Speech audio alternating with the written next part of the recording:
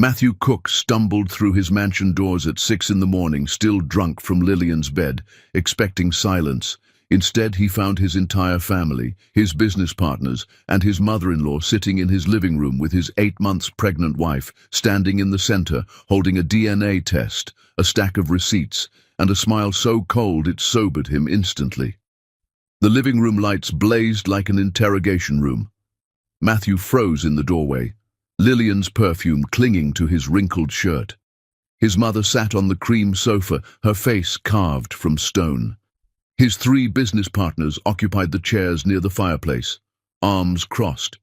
Gloria's mother stood behind the couch, eyes red but fierce, and there, in the center, stood Gloria. She wore a black dress that hugged her pregnant belly, hair pulled back in a severe bun, diamond earrings catching the light.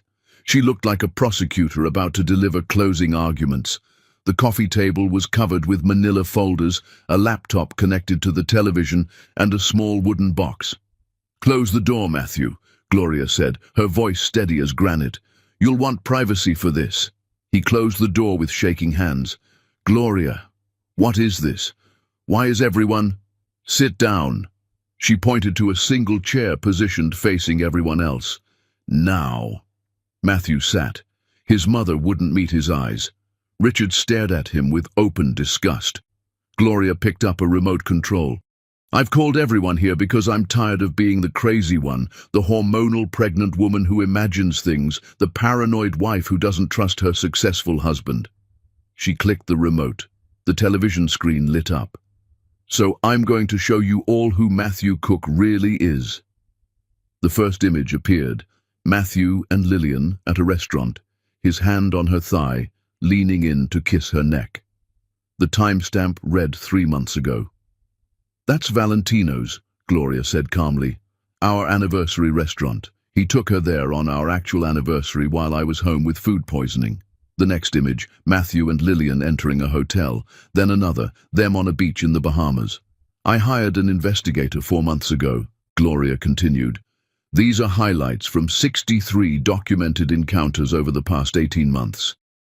Matthew's mother made a small sound of pain. Gloria clicked again. A spreadsheet filled the screen. $340,000 spent on Lillian Gish in 14 months. Cartier bracelet, $12,000. Apartment deposit and 6 months rent, $48,000. BMW lease, $52,000. Vacation to Bali, $23,000. Paris shopping trip, $37,000. Richard leaned forward. "Where did that money come from?" Gloria turned to him. "Excellent question. Matthew, would you like to tell them, or should I?" Matthew couldn't form words. "The money came from our company operational account," Gloria said. "Matthew has been embezzling for over a year. I have all the transfers, all the fake expense reports.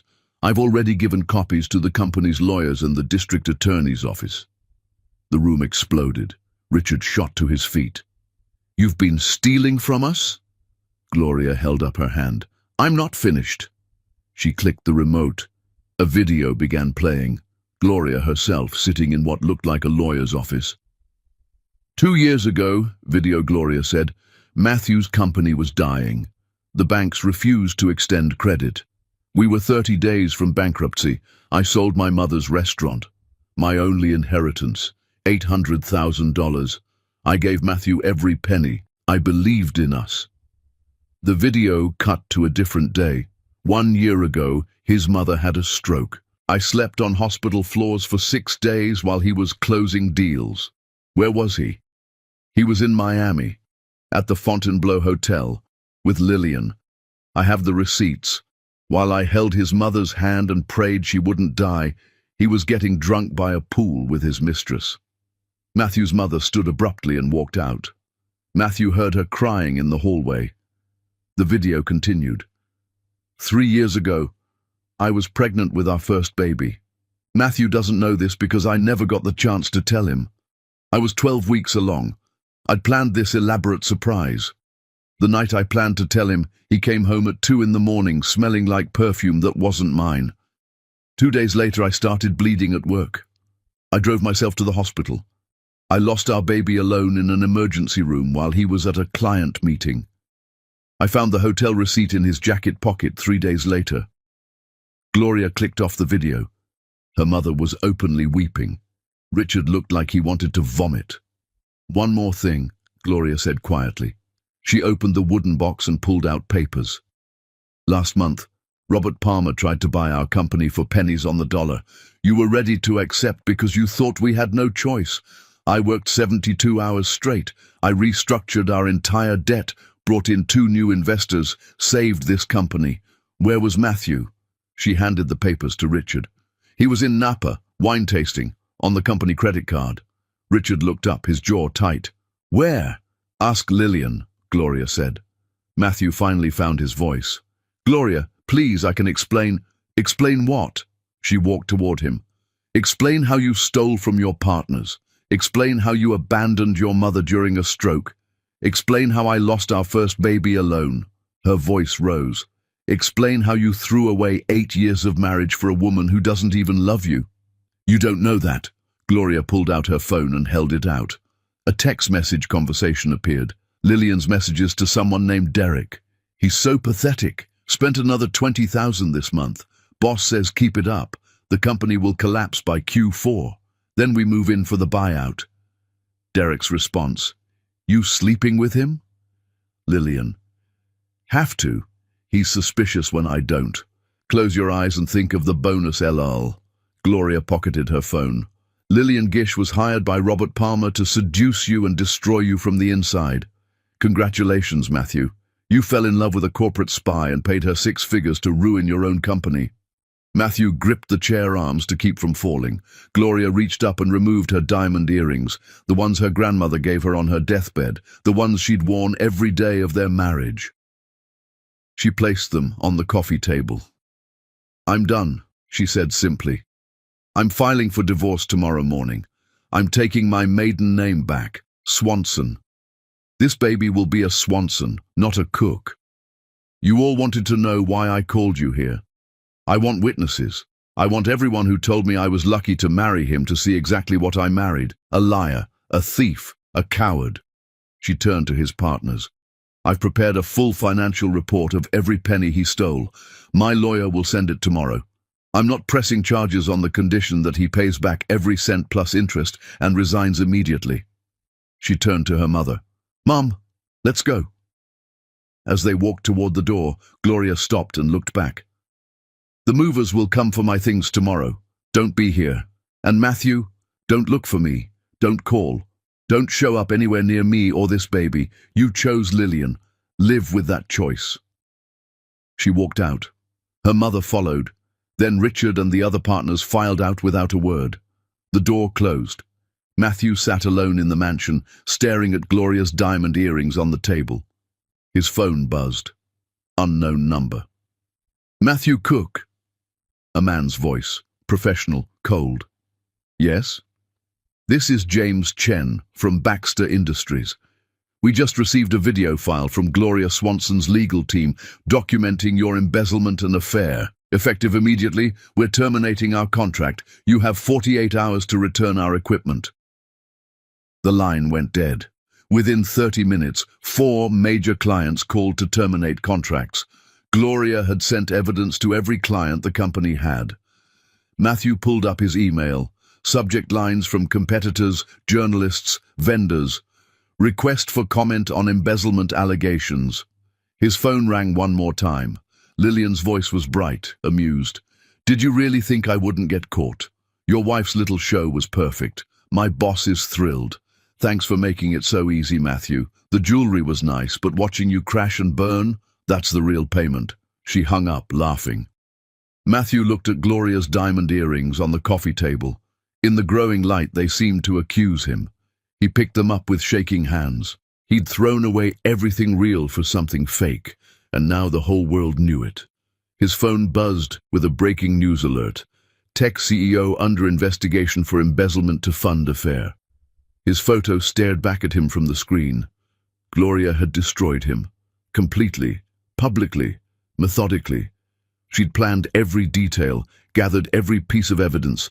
and detonated his entire life in one coordinated strike. And the worst part? He deserved every second of it. Chapter 2. The Reckoning. Matthew Cook woke the next morning on his living room floor, still wearing yesterday's clothes. Gloria's diamond earrings clutched in his fist like a dying man holding a rosary, and realized the nightmare was real when his phone started ringing with the one call he'd been dreading since dawn. His lawyer, telling him the district attorney wanted him at the courthouse by noon or they'd issue a warrant for his arrest. The sun burned through the windows. Matthew's head pounded from the bottle of scotch he'd emptied after everyone left, but the alcohol had done nothing to erase the memory of Gloria's face. His phone wouldn't stop buzzing. 53 missed calls, 112 text messages, over 300 unread emails. He ignored all of it and dragged himself to the shower. He dressed in his best suit, armor for the battle ahead, and caught his reflection in the mirror. He'd lost weight. Grey streaked his temples, lines carved his face. He looked like a man whose life had imploded in less than 24 hours. By the time he arrived at the courthouse, media was waiting. Cameras flashed as he pushed through the crowd. Inside, his lawyer Dennis met him with a face that said everything about how bad this would be. "They have everything," Dennis said, leading Matthew to a conference room. "Bank records, expense reports, credit card statements, hotel receipts, photos, videos. Gloria's been building this case for months. It's airtight." "How much time am I looking at?" 2 to 5 years if we go to trial and lose. But they're offering a deal, full restitution, 340,000 plus 50,000 in penalties, 2 years probation, 500 hours community service.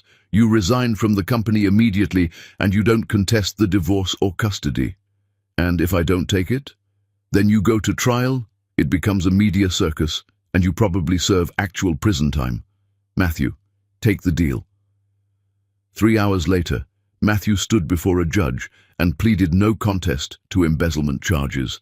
The judge's eyes held nothing but contempt. When he finally left the courthouse, his phone rang. Richard. "The board voted," Richard said without greeting. "You're out. Effective immediately. We're buying out your shares at minimum valuation. Don't come back to the office. Security has your photo." The line went dead. He drove back to the mansion in a daze. When he pulled into the driveway, a moving truck blocked it. Men were carrying furniture and boxes out. Gloria's things. A woman in a business suit stood on the steps. "Mr. Cook, I'm Amanda Reeves, Mrs. Swanson's attorney. The movers have a list of items that belong to Mrs. Swanson. Per the prenuptial agreement, any property she brought into the marriage or purchased with her own funds remains hers. I have an injunction preventing you from interfering." Matthew sat in his car and watched them take everything that had made the house a home. Box after box, piece after piece, the movers stripped the house of Gloria's presence. When they finished, Amanda handed Matthew an envelope. "Divorce papers. You have 30 days to respond, but Mrs. Swanson expects you not to contest. You'll also find a custody arrangement and restraining order. You're not to come within 500 feet of Mrs. Swanson for 1 year." Amanda walked to her car, then turned back. "For what it's worth, Mr. Cook, I've been a divorce attorney for 20 years. I've seen terrible husbands.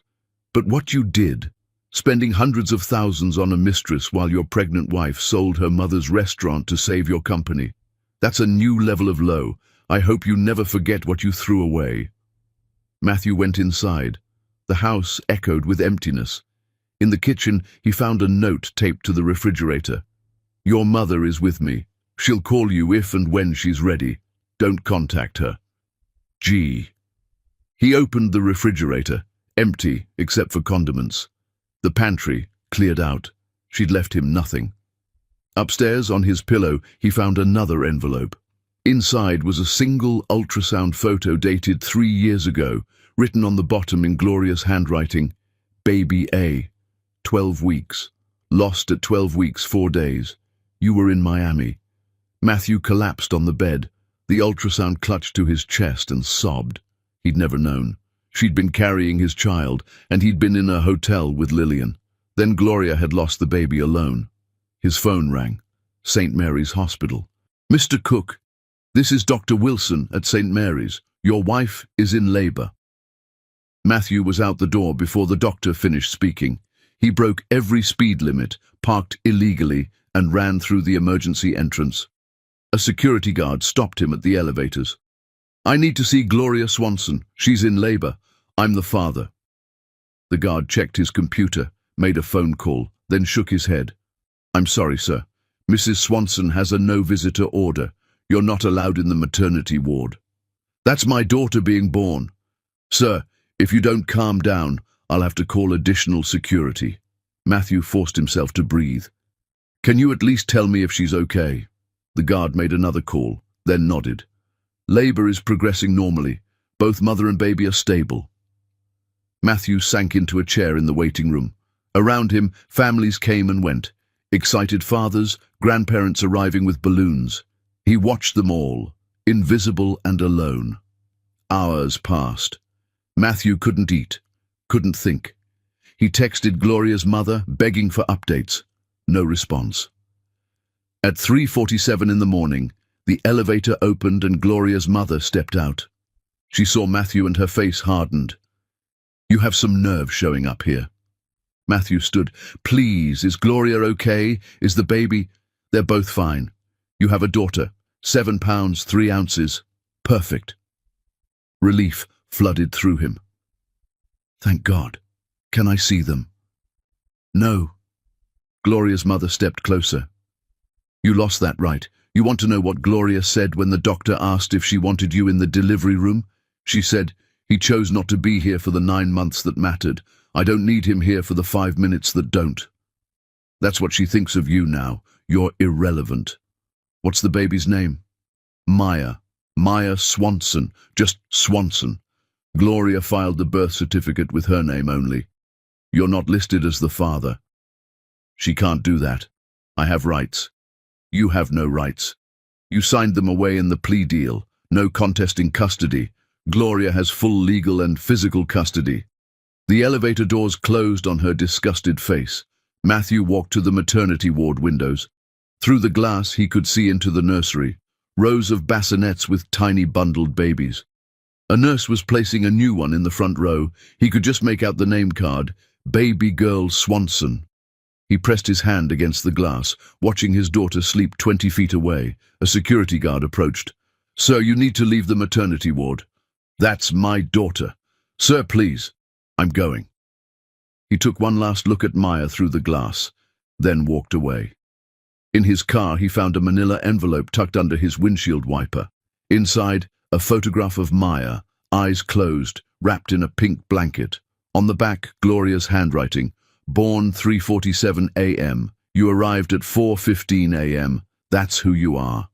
Matthew drove home to his empty mansion and sat on the floor of the yellow nursery Gloria had painted. He could still smell the paint. Another envelope was waiting on the floor. Inside, Maya's birth certificate. Mother, Gloria Swanson. Father, unknown. A note. "You wanted to know what you lost? This is it. She'll grow up knowing her mother loves her. That's all she needs. The father space on her birth certificate is blank because that's what you were to us. Blank, absent, nothing. If you want to change that, figure out how to be something other than the man who threw his family away. Until then, stay away from us both. Gloria." His phone rang. First National Bank. "We're concerned about your ability to pay your mortgage. We'll need proof of employment within 10 business days or we'll begin foreclosure." Matthew hung up. The bank would take the house. The company was gone. His family was gone. His daughter was born without his name. He lay down on the floor of the yellow nursery and stared at the ceiling, holding his daughter's birth certificate. This was rock bottom, and he'd built this pit himself, one selfish choice at a time. Somewhere across the city, Gloria was holding Maya for the first time, surrounded by people who loved them both. And Matthew had no one to blame but himself. Chapter 3. The Fall. 3 months after watching his daughter born through hospital glass, Matthew Cook stood in line at a construction site, clutching a lunch he'd packed in a paper bag, waiting for the foreman to assign him to a crew, when his phone buzzed with a news alert showing Gloria cutting a ribbon in front of a pristine storefront with Maya strapped to her chest, and the headline, "From betrayed wife to business owner, Gloria Swanson opens artisan bakery." The photo showed Gloria radiant in a cream dress, one hand on oversized scissors and the other supporting Maya's small back. Behind her, the bakery window displayed elaborate cakes. A crowd of well-wishers surrounded her. Matthew zoomed in on Maya. 3 months old now, he could see her tiny profile against Gloria's chest, one small fist visible. His daughter, a stranger. "Cook!" The foreman's voice snapped him back. "You deaf! Grab a shovel and get to the foundation site." Matthew shoved his phone away and picked up equipment. This was his life now. Construction work, manual labor, every muscle screaming by day's end. He'd gone from corner office to construction site in 3 months. The bank had taken the mansion 6 weeks ago. Matthew now rented a studio apartment with thin walls and questionable plumbing. His furniture consisted of a mattress on the floor, a folding chair, and a plastic table. He'd sold everything else to make restitution payments, $390,000. That's what he owed. He paid $2,000 monthly from his construction wages and second job at a warehouse. At this rate, it would take over 16 years. During lunch, Matthew read the article about Gloria's bakery. "This bakery represents freedom," Gloria was quoted. "After leaving a toxic marriage, I realized I'd spent years supporting someone else's dreams. Now I'm building my own." The article continued. Swanson financed the bakery through personal savings and a small business loan. She works 6 days a week, often with her infant daughter nearby. "Maya is learning what a working mother looks like," Swanson says. "She'll grow up knowing that women don't need rescuing. We do the rescuing ourselves." His co-worker Frank sat down next to him. "Whatever's on that screen, it ain't worth more than your sandwich. Looking backwards just makes you walk into walls." After work, Matthew drove across town to Gloria's bakery. He parked down the street where he could see the entrance, but wouldn't be obvious. The bakery was busy. Through the window, Matthew could see Gloria behind the counter, laughing at something a customer said. She looked happy, actually happy. Matthew sat in his car until closing time.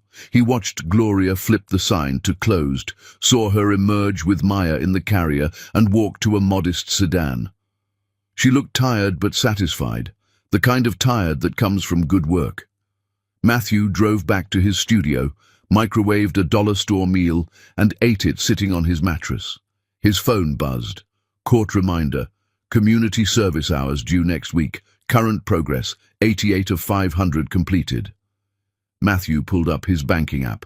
After rent, utilities, food, and restitution, he had $217 left for the month. He searched Gloria's bakery name. 5-star reviews filled the screen. Someone had posted photos of the interior, exposed brick, hanging plants, chalkboard menus, vintage chairs. One customer had posted, "The owner's adorable baby sleeps right in the shop." The photo showed a portable crib in a corner, Maya sleeping while Gloria worked at a desk nearby. His daughter was being raised in a bakery because Gloria had no one to help her. He texted his mother for the 100th time, "Mom, please, I just want to know how you're doing." Delivered, but not read. Matthew lay back on his mattress. A water stain spread across the ceiling.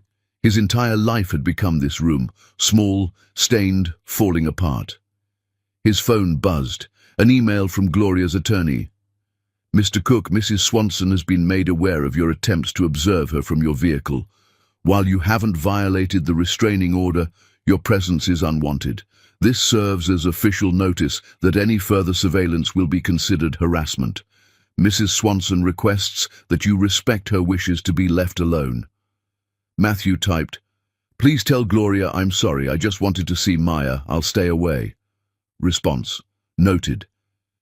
Matthew deleted Gloria's bakery from his browser, her number from his favorites, every photo of her from his phone except one, their wedding day. He kept that as a reminder of what he'd destroyed. The next morning he reported to community service. serving meals at a homeless shelter. An older man came through the line. "What's your story? DUI?" "Embezzlement." The man whistled. "What did you spend it on?" Matthew's throat tightened. "A woman who didn't love me." The man studied him. "That's worse than gambling. At least with gambling you might win something." After his shift, the supervisor Helen called him in. "You're quiet. Most court-ordered volunteers complain. You just work." "No point complaining. I read about your case. Your wife really took you down hard." "She had every right to." "What made you show up here every week without complaint?" "Because it should have been me," Matthew said quietly. "If things had gone different, I'd be the one going through that line asking for food. The only difference between me and them is luck." Helen nodded slowly. "First honest answer I've heard in 5 years. Keep that perspective." Matthew drove home exhausted.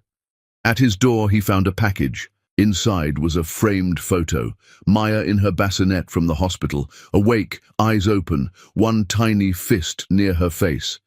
Tucked in the frame. "She has your eyes. That's all she'll ever have of you. Make peace with that. G." Matthew held the photo and something broke inside his chest. His daughter had his eyes. Gloria could have said nothing, but she'd sent him this. He set the photo on his plastic table. It was the only decoration in his apartment. Matthew ate his dinner sitting on the floor, looking at his daughter's face, and made a promise out loud. "I'll be someone worthy of knowing you, even if it takes the rest of my life. Even if you never want to know me. I'll become someone who deserved to be your father." The water stain on the ceiling seemed to shift, transforming from monster to map.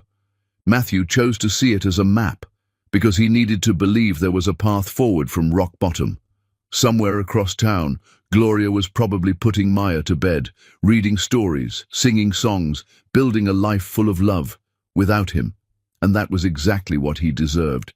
But maybe, if he worked hard enough, suffered long enough, changed deeply enough, maybe one day he could be something other than the mistake that shaped his daughter's life. Maybe. It was the smallest word with the heaviest weight. But it was all he had. Chapter 4. The Distance. 1 year and 3 months after Gloria placed her diamond earrings on that coffee table and walked out forever, Matthew stood outside her bakery at closing time, watching his 15-month-old daughter take her first steps through the window while a stranger held her hands, and realized the restraining order had expired yesterday, which meant he could finally, legally, ask for what he'd lost. Even though asking felt like begging and begging felt like breathing for the first time in over a year. Matthew had memorized Gloria's schedule by studying the bakery's social media, making sure he never violated the order. The order expired at midnight yesterday. He'd waited in his apartment watching the clock, and the moment it turned 12:01 a.m., he'd allowed himself to hope. Now, standing across the street, Matthew watched Maya wobble between a chair and a woman. Ramona, Gloria's college roommate. Maya's tiny hands gripped Ramona's fingers, her face scrunched in concentration. Gloria sat at a corner table reviewing paperwork, but she looked up every few seconds to watch Maya. When Maya reached the chair successfully, both women cheered. Maya clapped her chubby hands together, delighted. Matthew's chest ached. His daughter had just walked for the first time, and he'd seen it through a window. The bakery had changed. More seating, fresh paint, a new sign. Business was clearly good. He waited until Ramona left, until Gloria flipped the sign to closed, until the last customer departed. Then he crossed the street and knocked on the locked glass door. Gloria's head snapped up. She saw him, and her entire body went rigid. For a long moment, she just stared. Then she picked up Maya, settled her on her hip, and walked to the door. She didn't open it. "The order expired," Matthew said loud enough to be heard. "I'm not violating anything, I just want to talk, please." Gloria's jaw worked. Maya babbled something, reaching for colorful macarons. Gloria adjusted her automatically. Finally, she unlocked the door, but kept her body between Matthew and Maya. "You have 5 minutes. Out here." She stepped onto the sidewalk, pulling the door shut. Maya twisted in her arms, trying to see the pretty colors. Matthew took in every detail of his daughter. Dark curls like Gloria's, his eyes, round cheeks, tiny hands grabbing at Gloria's collar, denim overalls with a white shirt underneath. "She's beautiful," Matthew whispered. "I know." They stood in silence. "I've been in therapy, twice a week. I've paid back $180,000. I work construction during the day, warehouse at night, community service on weekends. I live in a studio that costs $600 a month and eat ramen because every extra dollar goes toward what I owe. I'm not telling you for sympathy. I need you to know I'm trying to become someone different." Gloria's expression didn't change. "Good for you. I want to see her. See them both. I want to be in Maya's life. Whatever that looks like. Whatever you're willing to allow." "No." The word was simple, final, devastating. "Gloria, you don't get to show up after 15 months and ask for access to my daughter, our daughter, biologically. My daughter in every way that matters. You weren't there when she had colic and screamed for 6 hours straight. You weren't there when she got her first tooth. You weren't there when she had a fever of 103 and I spent the night in the ER alone. You weren't there for her first word, Mama. You weren't there when she started crawling, when she pulled herself up, when she took her first steps 20 minutes ago." Gloria's voice stayed level, but her eyes burned. "You don't get to miss everything that was hard and show up asking for the good parts." "I know, you're right, but I'm her father. Biology doesn't make you a father. Love makes you a father. Showing up makes you a father. You're just a sperm donor who shares her eye color." Maya reached for Matthew suddenly. "Hi," she said clearly. It was like being stabbed and healed simultaneously.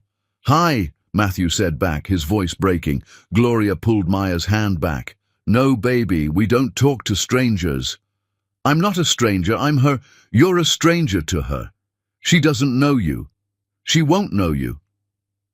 Gloria took a step back. "You want to prove you've changed? Pay back the $800,000 you owe me." Matthew's mind went blank. "What?" "The money I gave you from my mother's restaurant. $800,000. You owe me that money.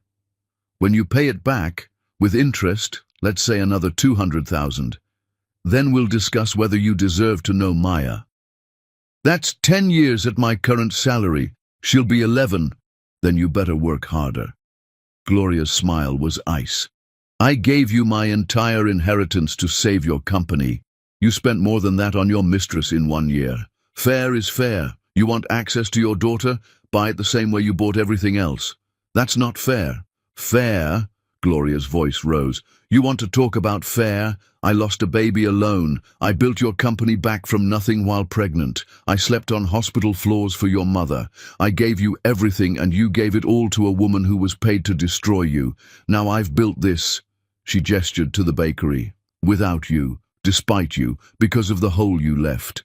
And you think you can show up with your sad face and therapy receipts and I'll just hand you my daughter?" Maya started to fuss. Gloria immediately softened, bouncing her gently. "It's okay, baby. Mama's okay." Matthew watched Gloria soothe their daughter. They were a complete unit. Gloria had built a life that didn't need him. "I'll pay it back," Matthew said quietly. "All of it. However long it takes. You do that." Gloria reached for the bakery door. "And Matthew, stop standing outside my business watching us. I appreciate you respecting boundaries. Keep doing that. When you pay your debt, if you pay your debt, my lawyer will contact you. Until then, stay away." She went inside and locked the door. Matthew stood on the sidewalk and watched Gloria gather her things, strap Maya into a stroller, and exit through a back door. His phone showed 9:47 p.m. He'd driven 40 minutes. The encounter had lasted less than 5 minutes. Matthew walked to his car. He pulled out his phone and opened his banking app. Current balance, $183. Restitution payment due in 3 days, $2,000. But the $800,000 Gloria was demanding, he did the math 3 times, 9 years and 4 months. Assuming he never had an emergency, Maya would be 10.5 years old, a decade. He'd miss her entire childhood. The fair thing would be to give up, to let Gloria raise Maya in peace. But Matthew thought about Maya's face when she'd reached for him. That innocent curiosity. If he gave up now, Maya would grow up knowing her father abandoned her twice.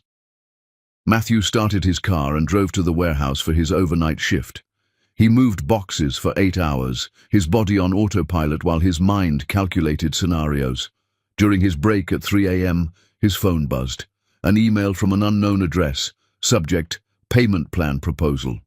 Mr. Cook, after consideration, Mrs. Swanson is willing to accept monthly payments of $5,000 toward her claim of $800,000 plus interest. At this rate, the debt will be satisfied in 14 years. Alternatively, if you can pay $10,000 monthly, the term reduces to 7 years. Mrs. Swanson is willing to allow supervised visitation to begin once you have paid $380,000 of the principal. At that time, you may see Maya for 1 hour per month under my supervision. These terms are non-negotiable. If you agree, respond within 48 hours. Amanda Reeves. Matthew read it 4 times. Gloria wasn't trying to keep him out forever. She was testing him. He calculated, at $5,000 per month, he'd need 3 jobs. He'd be working 7 days a week, 18-hour days, no social life, no rest. But in 3 years and 2 months, if he could maintain that pace, he'd hit $380,000 and could start seeing Maya. She'd be 4.5. Matthew typed, I agree to $10,000 monthly payments. I will earn the right to know my daughter. Thank you. Response came within minutes. Contract will be sent tomorrow. First payment due within 30 days. Don't make me regret this. Amanda. Matthew finished his warehouse shift as the sun rose. He went home, showered, ate a protein bar, and went to his construction job.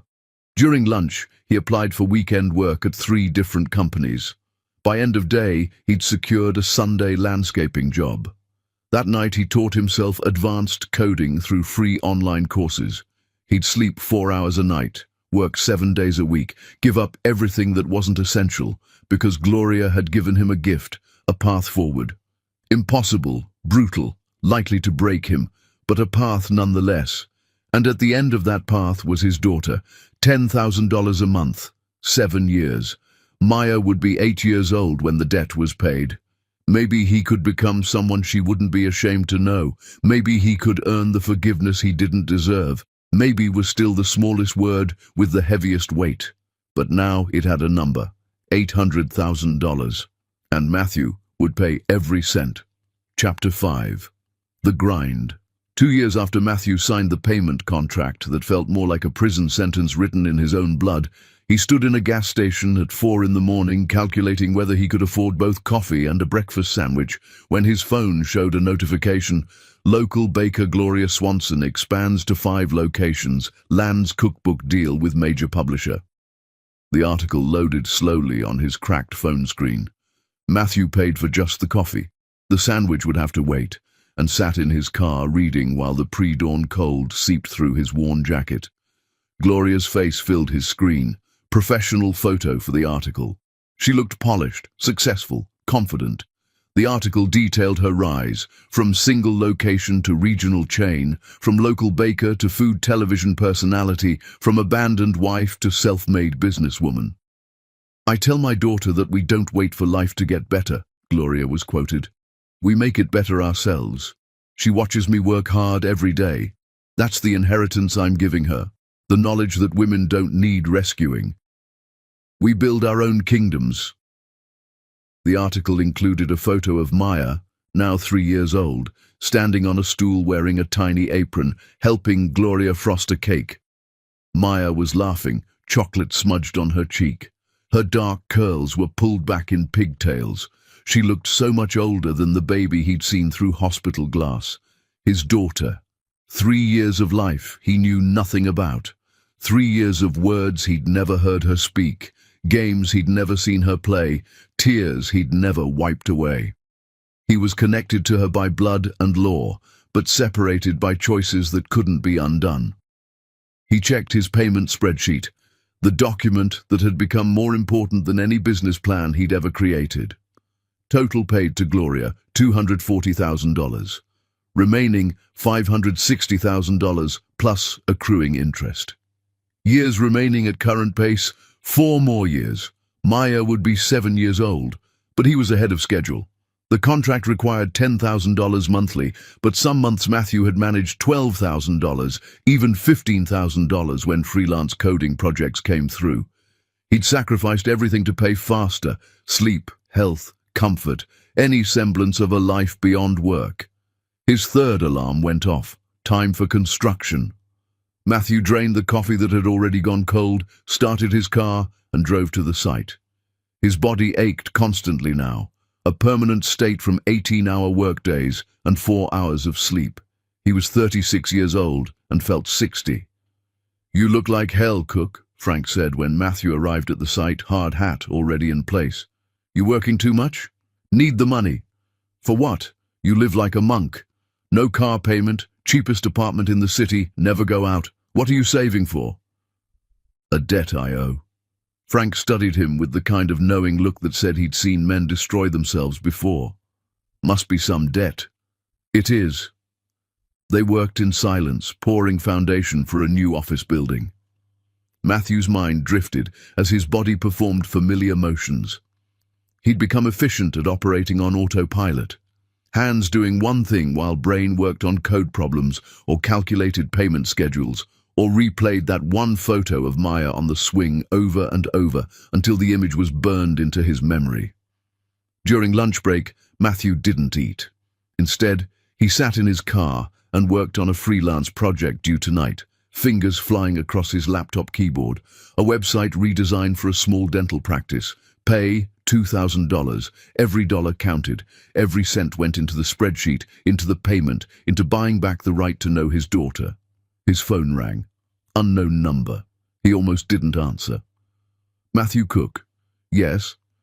"This is Jennifer Ward from Channel 7 News. I'm doing a follow-up piece on Gloria Swanson's success story, the single mother who built a bakery empire from nothing. I'd like to get your perspective as her ex-husband. Would you be willing to comment?" No comment.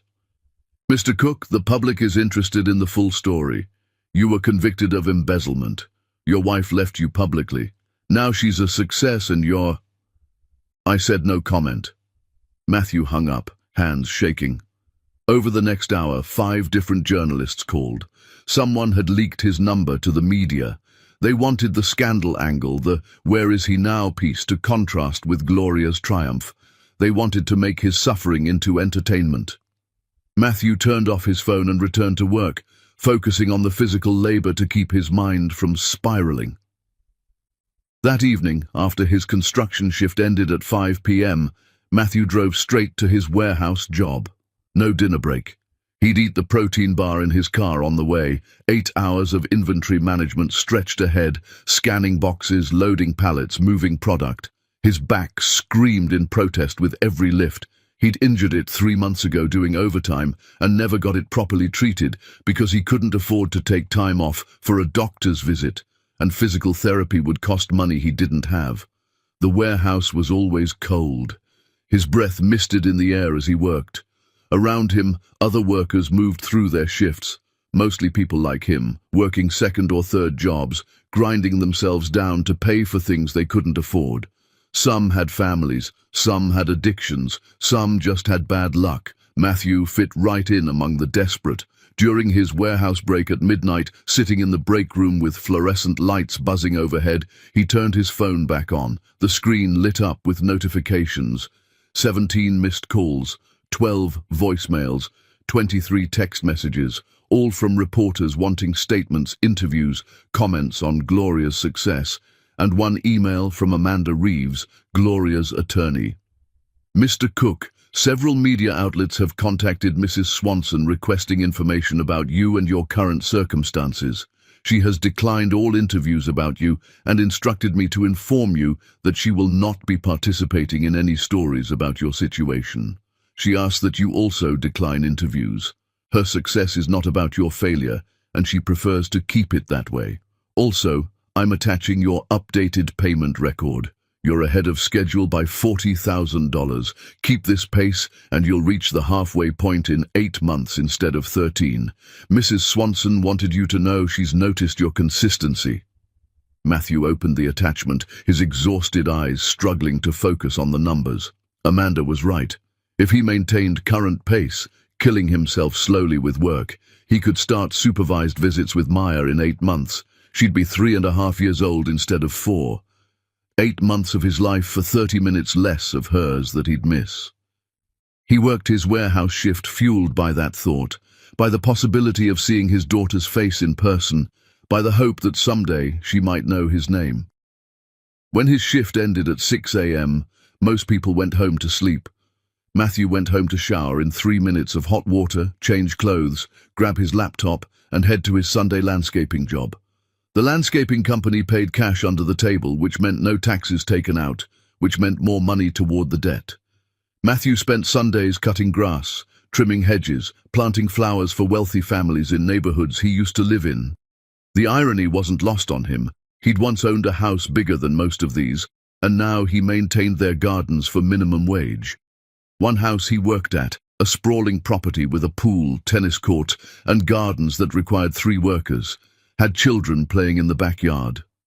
A girl about Maya's age, maybe a few months older, ran through the sprinklers while her parents watched from lawn chairs, laughing. The little girl squealed with delight when the water hit her. Her father jumped up and caught her mid-run, swinging her around while she shrieked with joy, her wet hair flying. Matthew watched while he edged the garden beds, invisible in his work clothes and safety vest, to the happy family 50 feet away. The scene burned itself into his memory. The kind of ordinary Sunday afternoon he'd traded away for hotel rooms and lies. His daughter was somewhere having moments like this, maybe with Gloria laughing at her antics, and he was trimming hedges for strangers who'd never know his name. He finished the job 3 hours later, collected his check, $200 cash, and drove home to his apartment as the afternoon sun beat down. His hands were blistered from the hedge trimmers, his back throbbed, his head pounded from dehydration and exhaustion and too much coffee on an empty stomach. His apartment felt like a monk's quarters, because that's exactly what it was. He'd stripped away everything except function, creating a space where comfort was a luxury he couldn't afford and decoration was wasteful. Just the bare minimum to survive while he worked himself toward a goal that kept receding into the distance. 3 more freelance projects waited on his laptop, deadlines looming. Matthew forced himself to sit down at the plastic table and work. His fingers moved across the keyboard while his mind occasionally drifted, but he pulled himself back each time. He coded for 6 hours straight, stopping only when his vision began to blur so badly he couldn't read the screen anymore, and his hands started shaking from exhaustion. He fell onto his mattress at 3 p.m. Sunday afternoon, fully clothed, too tired to even take off his shoes. His alarm was set for 7 p.m., 4 hours of sleep before his overnight warehouse shift started again. 4 hours to recover from 23 hours of work. 4 hours to prepare his body to do it all over again. His phone buzzed just as he was closing his eyes. A text from an unknown number with an attached photo. Matthew almost deleted it. Probably another reporter who'd gotten his number, but something made him open it. The photo showed Maya in a park, pushing herself on a swing, face scrunched in concentration and determination. Her tiny hands gripped the chains. Her curls flew out behind her in the motion. She wore a purple jacket and yellow rain boots that were probably too big for her. The leaves on the ground suggested it was taken recently, maybe even today. No message accompanied the photo, just the image of his daughter, learning independence, growing up without him. Matthew stared at it for 10 minutes, memorizing every detail. Who had sent it? Gloria wouldn't. His mother, Ramona, someone else who knew his number and wanted him to see what he was missing. Or maybe, and this thought made his chest ache, someone who wanted him to see that Maya was okay, was happy, was thriving despite his absence. He saved the photo and set it as his phone's wallpaper, replacing the old hospital photo. When the alarm woke him 4 hours later with a jolt that felt like violence, Maya's face on the swing was the first thing he saw, her face frozen in determination, reaching for something just ahead of her, just like he was. Matthew dragged himself up from the mattress, every muscle protesting. His body was breaking down. He could feel it happening in real time. The way his joints ached constantly. The way his back sent sharp pains down his leg when he bent wrong. The way his vision sometimes went spotty when he stood up too fast from low blood sugar and dehydration. He drove to the warehouse for his overnight shift, his hands shaking slightly on the steering wheel. His manager, Paul, was waiting at the employee entrance, arms crossed. "Cook, you look like you're about to collapse." "I'm fine." "You're not fine. You're moving like you're 80 years old. When's the last time you took a day off?" Matthew calculated back through his mental calendar, through the blur of identical days. 4 months, maybe 5. Paul swore under his breath. "That's not sustainable, man. You're going to hurt yourself. You're going to pass out on the job and crack your skull open on concrete." "Can't afford to take time off. It's not optional anymore. You pass out on the job, it's a liability issue. Workers' comp, lawsuits, all that. Take tomorrow night off. That's an order." Matthew wanted to argue. Tomorrow night was 8 hours of wages, 8 hours of payment progress, 8 hours closer to Maya, but his knees buckled slightly just standing there, and he had to grab the doorframe to stay upright. Paul was right. His body was giving out. "Okay," Matthew said quietly. "Tomorrow night off." "Good. And cook. Whatever this debt is that you're killing yourself for, is it worth dying for?" Matthew thought about Maya on that swing, face determined, reaching forward. "Yes, it is." He finished the shift running on pure willpower and spite, the kind of stubborn refusal to quit that was either admirable or stupid depending on perspective. When his warehouse shift ended at 6 a.m. Monday morning, instead of going home, he stopped at a free clinic that opened at 7. He waited in line with other people who couldn't afford regular health care, the working poor, the uninsured, the desperate. A tired-looking doctor examined his back, asked questions Matthew answered honestly, and prescribed physical therapy Matthew couldn't afford, and muscle relaxants that would make him too drowsy to work his 3 jobs. "You need to rest," the doctor said. "Your body is breaking down. At this rate you're looking at permanent damage, maybe disability. Is whatever you're working toward worth destroying your health?" "It's worth everything." The doctor looked at him with something like pity. "Then at least take ibuprofen and use ice packs. And please, try to sleep more than 4 hours a night. You're not a machine." But that's exactly what Matthew had become. A machine that converted time and labor into money, and money into the possibility of knowing his daughter. When he got home at 9 a.m. after the clinic visit, his phone rang. His mother. He hadn't heard from her in over 2 years, not since she'd walked out of his mansion that terrible morning.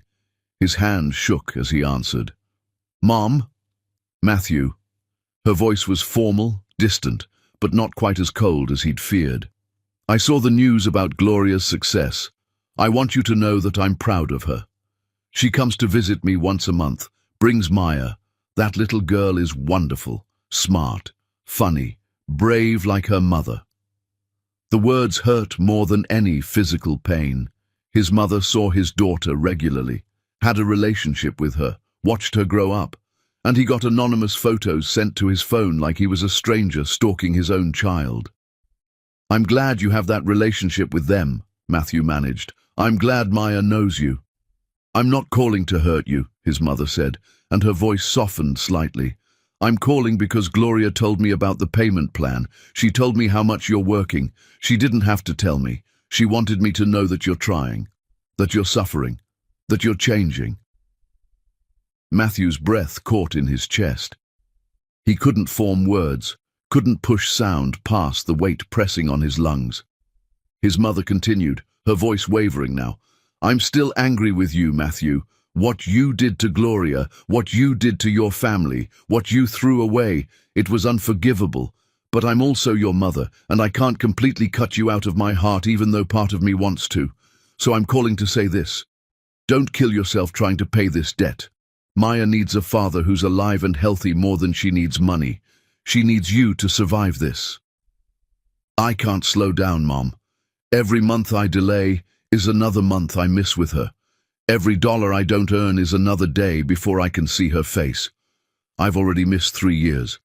I can't miss more than I have to. Matthew, you're going to work yourself into a heart attack. I can hear it in your voice.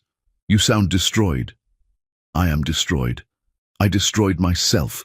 This is what fixing it looks like. This is penance. This is earning back something I threw away. His mother was quiet for a long moment. When she spoke again, her voice was thick with emotion. Gloria asked me to call you. She's worried about you. She saw something in the media. Some journalist tried to interview her about where you are now, and she realized people are hounding you. She's worried you're going to hurt yourself. She said if you need to adjust the payment plan, if you need easier terms, her lawyer will work with you. No. Matthew's voice came out fierce, almost angry. I'm not asking for easier terms. I'm not asking for mercy I don't deserve. I'm paying what I promised. Tell Gloria thank you for the concern, but I'm fine. Tell her I'll pay every cent. Tell her I'll earn the right to know Maya even if it kills me. It might kill you. That's what I'm trying to say. Then I'll die having done the one right thing I've managed in 5 years. I'm putting my family first, even if I can't be with them, even if it destroys me. This is the only way I know how to love them now. His mother sighed, a sound of resignation and sorrow. You're as stubborn as your father was. He worked himself into an early grave too. I watched him do it. I won't watch you do the same thing. I'm sorry I wasn't there when Dad died. I'm sorry I was with Lillian instead of at his bedside. I'm sorry for all of it, Mom, for everything. But this is the only apology that matters, showing up through action instead of words. I know you are, I know. His mother's voice broke slightly. Just please, be sorry by staying alive, Matthew. Maya might forgive you someday. She might want to know you, but she can't forgive you if you're dead. She can't have a relationship with you if you work yourself into the ground. She hung up before he could respond, leaving Matthew sitting on his mattress in his prison cell apartment staring at his phone. Gloria was worried about him. After everything, after the public humiliation, after the divorce, after 3 years of radio silence, some small part of Gloria still cared whether he lived or died. Maybe not for him, almost certainly not for him. Probably for Maya, who deserved a father who was alive even if he was absent. But still. Gloria had noticed. Gloria had asked his mother to intervene. Gloria was paying attention to whether he survived this. Matthew lay back on his mattress, staring at his phone's wallpaper. Maya on the swing, reaching forward with determination, and felt something crack open inside his chest. Not breaking. Opening. Like maybe suffering wasn't just punishment. Maybe it was transformation. He fell asleep looking at that photo, and when his alarm went off 4 hours later for his Monday evening construction shift, Maya's face was still the first thing he saw. Mid-swing, reaching forward, not looking back. Matthew pulled himself out of bed, body screaming in protest, and understood something fundamental. This suffering wasn't punishment anymore. It was currency. Every hour of pain bought seconds of possibility.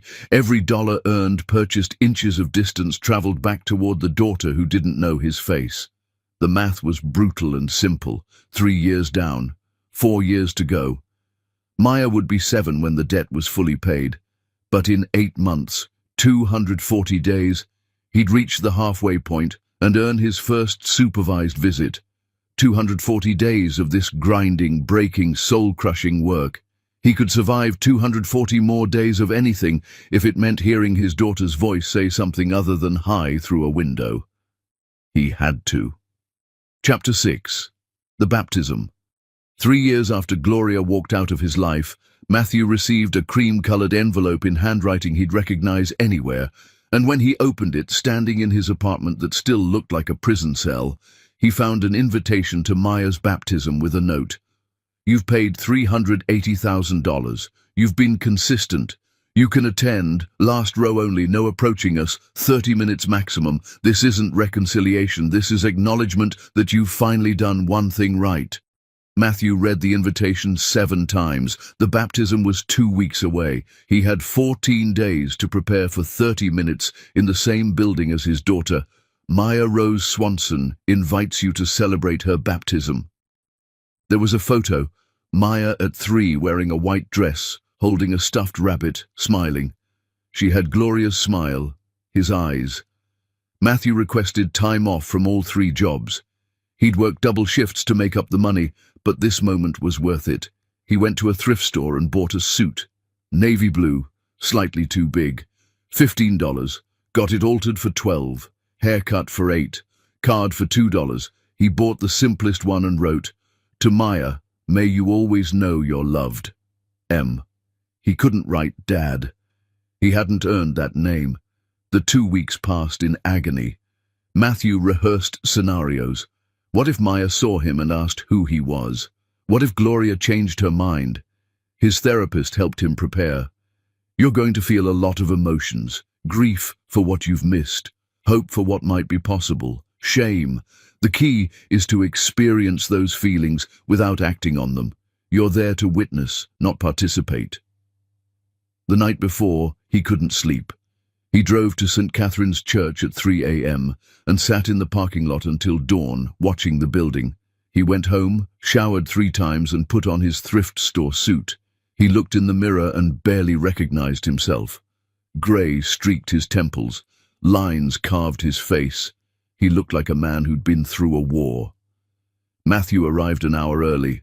Families began arriving. Grandparents, cousins, friends carrying gifts. They filed in, laughing and chatting.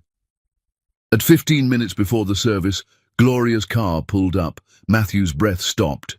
Gloria emerged wearing a cream dress. She walked around to the back door, and there was Maya, 3 years old. White baptism gown, flower crown in her dark curls, small white shoes. She held Gloria's hand and skipped toward the church, talking animatedly. Matthew watched his daughter move, heard the cadence of her voice. She was real, alive, growing up beautifully. Gloria's mother appeared, took Maya's other hand, and the 3 of them walked into the church. 3 generations who'd survived his destruction.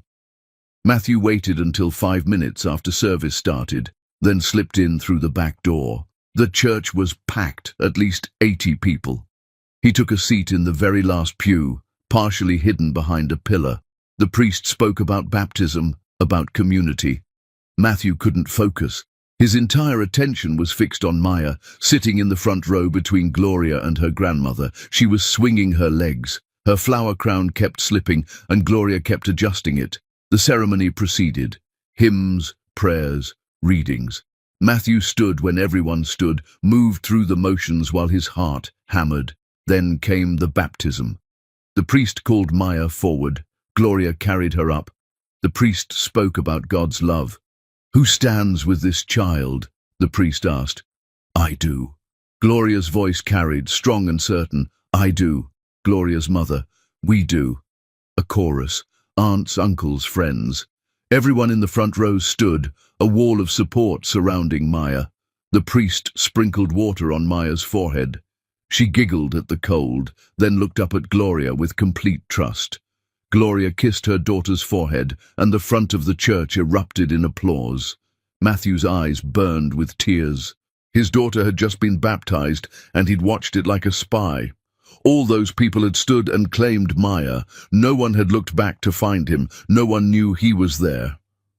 After the ceremony, people filed out to the parish hall. Matthew stayed in his seat, counting to 100. His 30 minutes were almost up. He stood to leave and found Gloria at the end of his pew. He hadn't heard her approach. She didn't look angry, just tired. "You came. You invited me. I didn't think you would.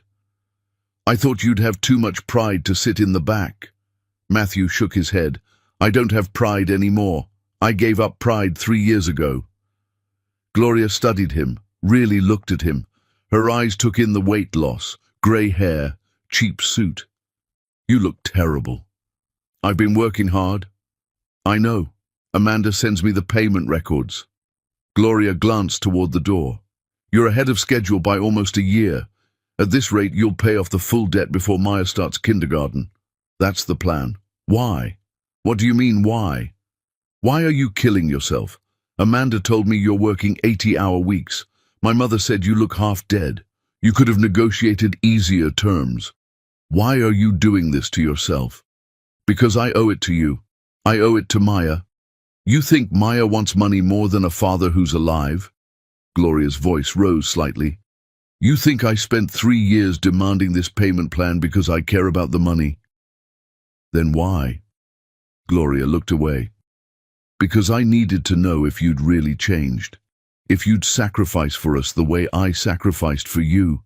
If you'd suffer even a fraction of what I suffered. The money was never the point. Proving you could commit to something hard for years, that was the point. The words hung between them.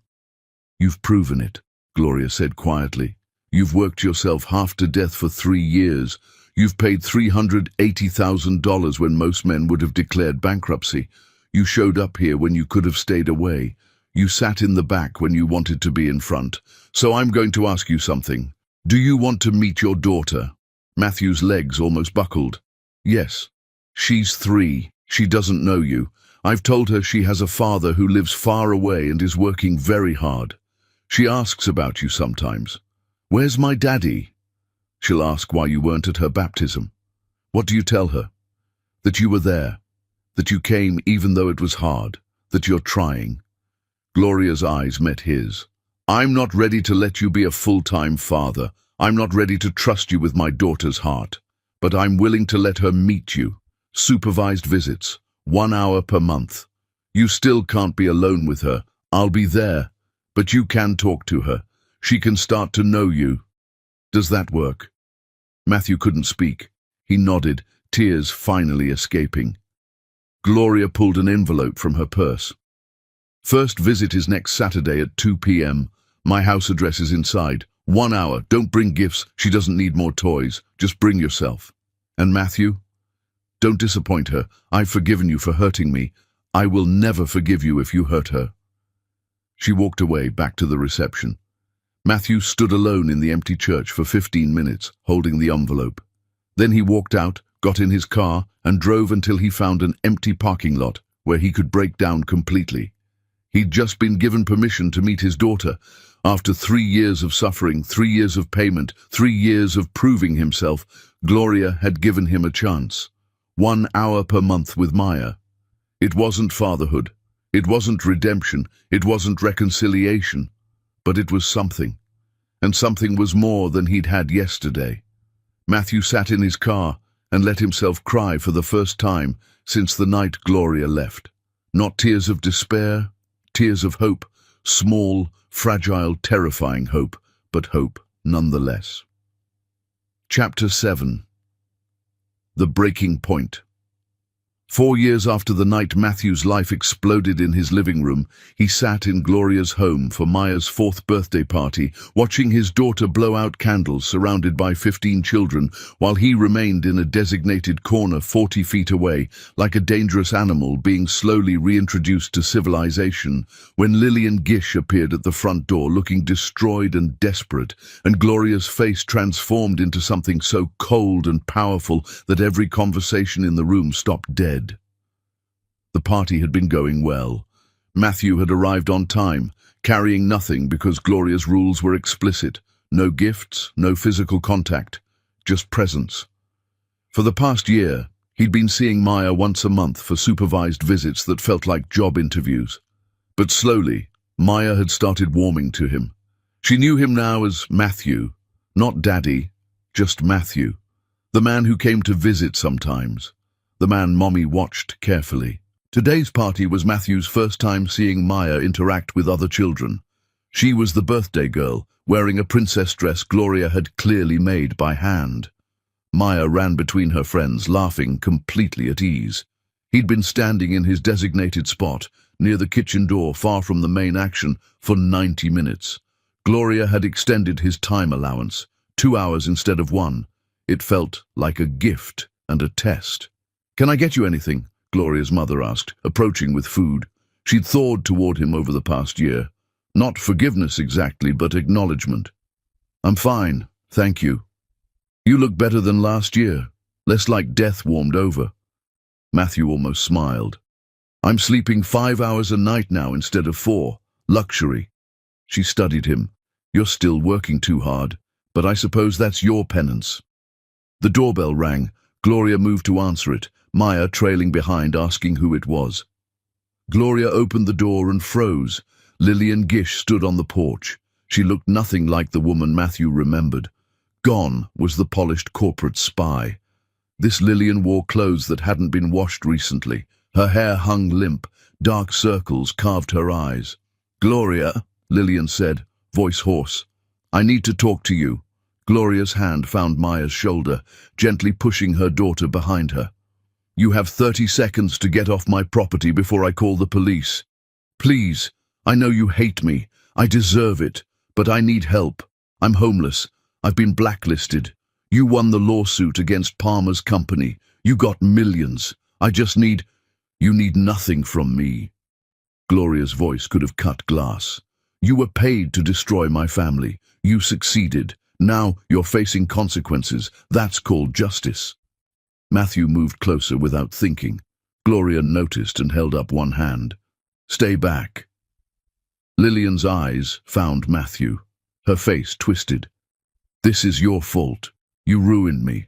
If you hadn't been so pathetic, if I hadn't been easy to manipulate, you would have found another target, Matthew said quietly.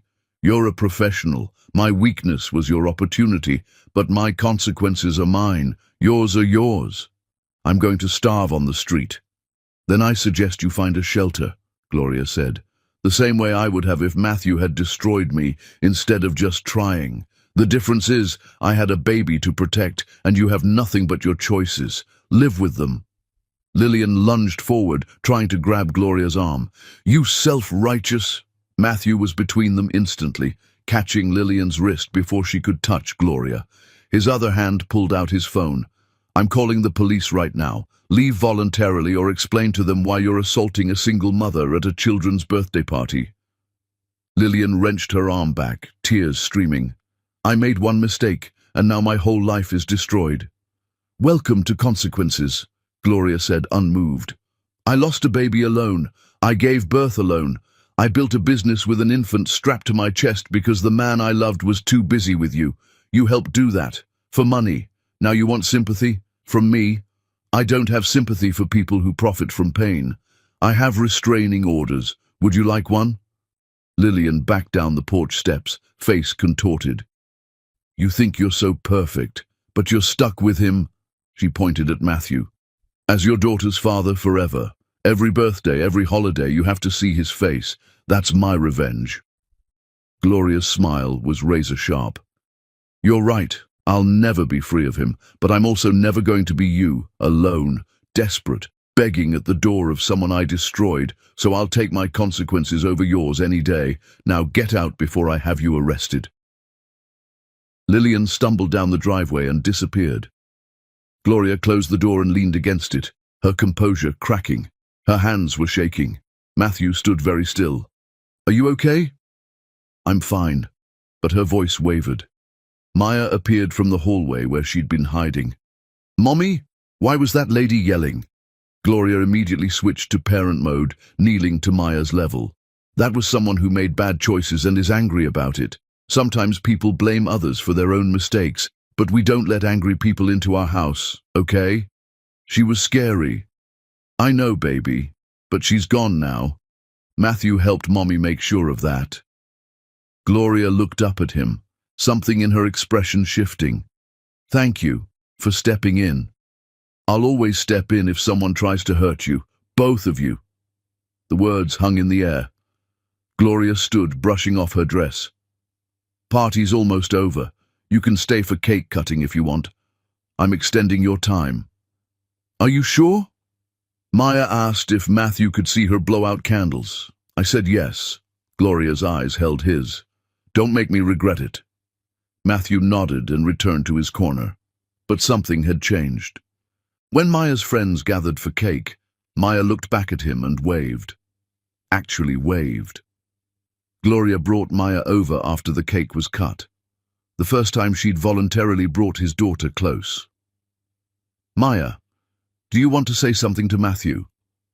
Maya looked up with serious eyes. "Thank you for making the scary lady leave." Matthew crouched to her level, maintaining distance. "You're welcome. I'll always make scary people leave if I can." "Are you a good guy now?" The question destroyed him. "I'm trying to be. I'm not there yet, but I'm trying very hard." Maya considered this. "Mommy says trying is important." "Your mommy is right about everything." Maya giggled. "Not everything. She doesn't like broccoli, and broccoli is good." "Is that so?" "Uh-huh. You should tell her." Matthew glanced at Gloria. "Maybe you can teach her about broccoli." "Okay." Maya ran off to tell her friends that Matthew agreed about broccoli. Gloria stood next to him. For a moment they watched the children play. "She's extraordinary," Matthew said quietly. "She is, and she has no idea yet how much her father threw away to be with a woman like the one who just showed up. I'll tell her someday, when she's old enough. I won't let you carry the burden of explaining my failures." Gloria turned to look at him. "You're different than you were. Not just physically. Something fundamental changed. Suffering changes people. Either it makes them bitter or it burns away the bullshit. I chose to let it burn. And the woman you were sleeping with while I was pregnant just appeared at my door homeless. Does that give you any satisfaction?" Matthew shook his head. "No, I feel sorry for her. She made terrible choices, but so did I. The difference is I had people who gave me a path to redemption.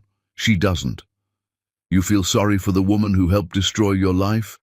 "I feel sorry for anyone who's that lost, even if they're the reason I got lost too." Gloria studied him.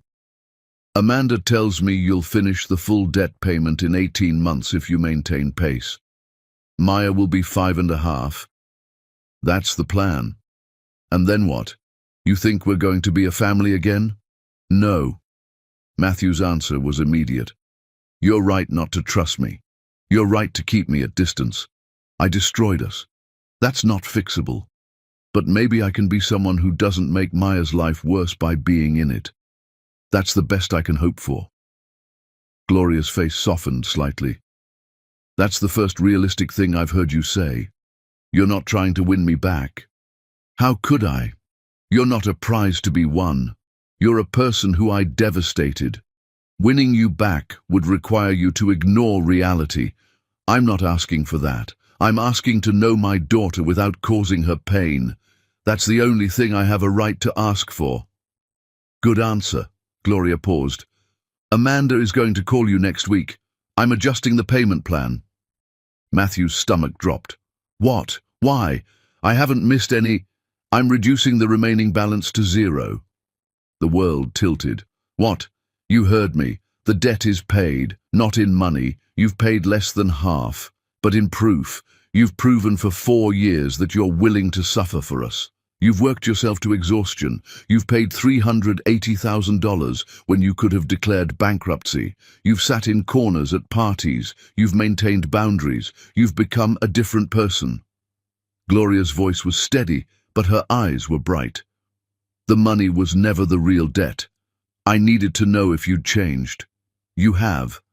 The financial debt is forgiven." Matthew couldn't process it. "Gloria, don't cry at my daughter's birthday party. There are children present." But her voice was gentle. "This doesn't mean we're together. This doesn't mean I trust you.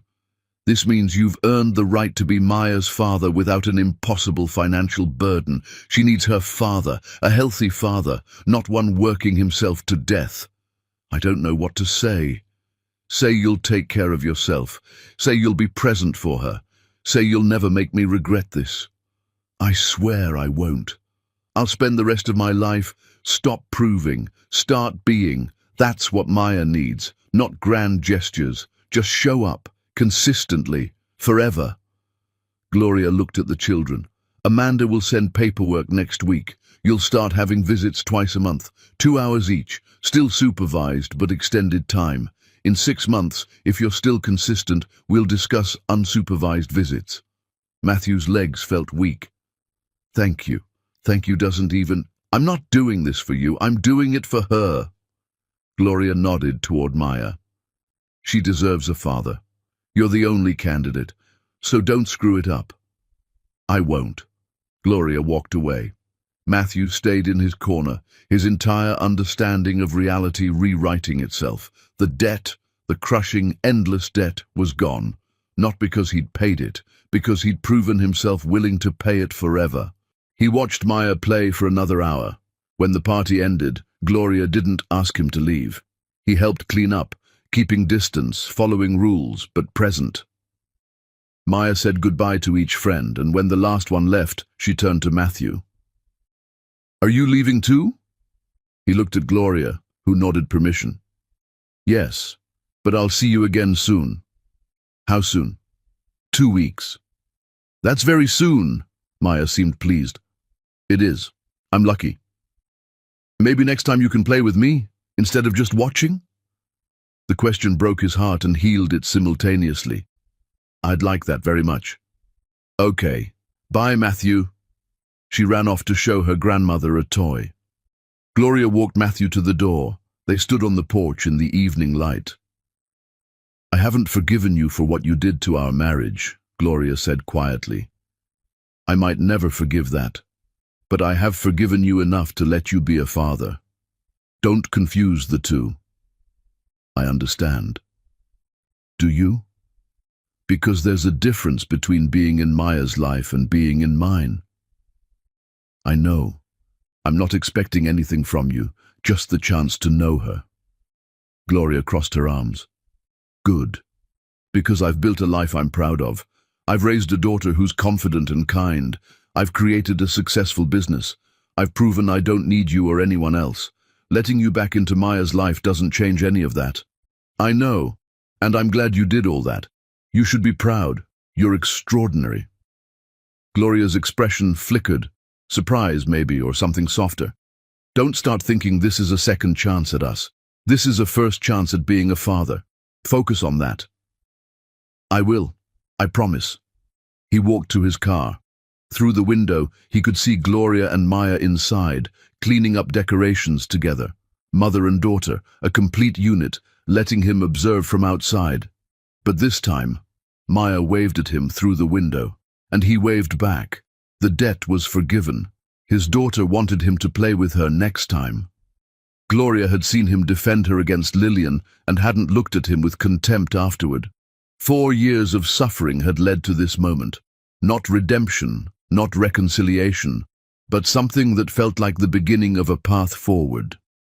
Matthew drove home to his small apartment, and for the first time in 4 years, he didn't immediately calculate dollars per hour earned, because the goal had shifted. It wasn't about money anymore. It was about showing up, being present, becoming the father Maya deserved, and maybe, just maybe, proving to Gloria that the man she'd married had finally died, and someone better had emerged from the wreckage. Chapter 8. The Introduction. 4 years and 6 months after the night Matthew threw away everything that mattered, he sat cross-legged on Gloria's living room floor, playing a board game with Maya, while Gloria watched from the couch, pretending to work, but actually observing every interaction, when Maya said completely unprompted with the brutal honesty only a 4-year-old possesses, "Matthew, why don't you live here with me and Mommy like other daddies live with their kids?" The question stopped time. Matthew's hand froze halfway to moving his game piece. Gloria's typing stopped. The only sound was the kitchen clock ticking. This was the 6th supervised visit since Gloria had forgiven the debt. They'd fallen into a rhythm. Matthew arrived, Maya was excited to see him. They played while Gloria supervised, and Matthew left when time was up. Simple, careful, working. But Maya's questions had been getting more direct. Do you have a house? Why do you only come on Saturdays? Do you have other kids or just me? Each question was a landmine. Matthew answered honestly but simply. Yes, he had an apartment. He came on Saturdays because that's when Mommy said he could. Just her. She was his only child. But this question was different. This question went to the heart of everything broken. Matthew set down his game piece carefully. That's a very good question, Maya. The answer is complicated. Can I try to explain it? Maya nodded seriously, her dark curls bouncing. She'd inherited Gloria's hair and his eyes. The combination was striking. Matthew glanced at Gloria. She gave him the smallest nod. Go ahead, but choose carefully. A long time ago, before you were born, I made some very bad choices, Matthew began. I hurt Mommy very badly. When you hurt someone that much, you don't get to live with them anymore. You have to live somewhere else and work very hard to show them you're sorry and you've changed. Did you say sorry? Many times. But sometimes sorry isn't enough. Sometimes you have to show you're sorry by changing who you are. That takes a long time. Maya processed this with intense concentration. But you're changed now, right? So you can come live here? It's not that simple, sweetheart. Think about when you broke your friend's toy last month. You said sorry and felt bad. But did that make the toy unbroken? No, it was still broken. Right. My bad choices broke something very important between me and Mommy. Saying sorry and changing doesn't unbreak it. Mommy gets to decide if she wants me around, and right now, she's being very kind by letting me visit you, but visiting is different from living together. Maya turned to Gloria. Mommy, is he a good guy now? Gloria closed her laptop slowly. Matthew could see her weighing how to answer. He's trying very hard to be a good guy, and trying is important. But adults have complicated feelings about people who hurt them, even if those people change. Do you still have hurt feelings? Yes, baby, I do. Some hurts take a very long time to heal. Maybe forever. Maya looked between them, her small face troubled. But you're both nice to each other when he comes over. That's because even when grown-ups have hurt feelings, they can still be polite, especially for important things, like making sure you get to know your father. Gloria's voice was steady, but Matthew heard the weight behind every word. Is Matthew my father? I thought fathers lived with their kids. Some fathers do, some don't. Families come in lots of different shapes. Matthew is your biological father. That means he's the person who helped make you when you were just a tiny baby in Mommy's tummy. But he wasn't able to be a daddy for a long time because of those bad choices we talked about. Now he's learning how to be a good father. We're giving him a chance to figure it out. Maya turned back to Matthew. Are you figuring it out?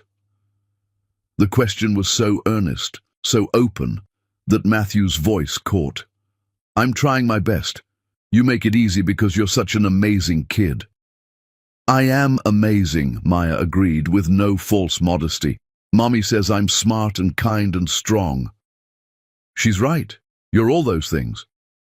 Can you come to my school thing next week? We're doing a show about animals and I'm a dolphin. Matthew looked at Gloria, afraid to presume. Gloria sighed. Yes, he can come if he wants to. I definitely want to, Matthew said immediately. Yay, Maya clapped. You have to sit with Mommy, though. All the parents sit together. I'll sit wherever Mommy tells me to sit. They returned to the board game. But the question hung in the air. Why don't you live here like other daddies? Because I destroyed that possibility before you were even born. The visit ended as scheduled. Maya hugged Matthew goodbye. Still careful, still supervised, but genuine. She'd started hugging him 2 visits ago. After Maya went to play in her room, Gloria walked Matthew to the door. They stood on the porch in the afternoon sun. You handled that question well, Gloria said. Better than I expected. I tried to be honest without being traumatizing. She's going to have more questions as she gets older, harder ones. She's going to ask why Mommy and Daddy aren't married. She's going to ask about our relationship. She's going to ask if we loved each other. What do you want me to tell her? Gloria leaned against the porch railing. The truth, age appropriately. We married young. We loved each other. I made mistakes. You made bigger mistakes. And we couldn't fix it. She needs to know that relationships ending doesn't mean anyone stopped loving her. What if she asks if I still love you? Gloria's jaw tightened. What would you tell her? Matthew chose his words carefully. I'd tell her that I'll always care about you because you gave me the greatest gift I could ever have, her. And that I'll always be grateful you're her mother because there's no one better for the job. Is that acceptable? It's a diplomatic answer, is it true? Every word. Gloria studied him. The school program is Tuesday at 10 a.m. You'll need to take time off work. Can you manage that? I'll make it work. There will be other parents there, people who know our history. There will be whispers and stares. Can you handle that? I don't care what anyone thinks. I care about being there for Maya. Good. Gloria pulled out her phone. I'm texting you the school address. Arrive by 9:45. The program is an hour. You can sit with me, but understand. We're not presenting as a couple. We're two parents coexisting for our child. Nothing more. I understand. Do you? Gloria's eyes were sharp.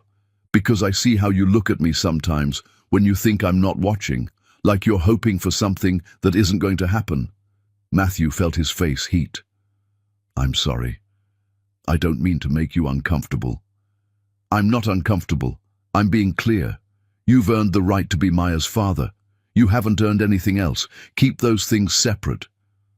I will. I promise. Gloria turned to go inside, then paused. For what it's worth, you're good with her. Maya lights up when you're around. I didn't think that would happen. But she's forming her own relationship with you, independent of my feelings. That's good. That's what should happen. Thank you for making it possible. Thank you for being someone I can trust enough to make it possible. That's not nothing. It's actually everything. She went inside and closed the door gently. Matthew walked to his car, his heart full of complicated emotions. Tuesday arrived. Matthew took the morning off, wearing clean clothes and carrying flowers, not for Gloria, but for Maya to give her after the show. Small daisies that cost $8, age-appropriate, not excessive. Gloria was already in the auditorium, saving a seat. She dressed professionally. Matthew felt shabby next to her in his best jeans and button-down, but she nodded at the seat next to her. You made it. I said I would. Other parents filed in. Matthew saw recognition in some faces, whispers starting. The disgraced ex-husband, the man who'd cheated and embezzled. Gloria seemed unbothered. The program began. 24-year-olds in animal costumes performed a chaotic, adorable show.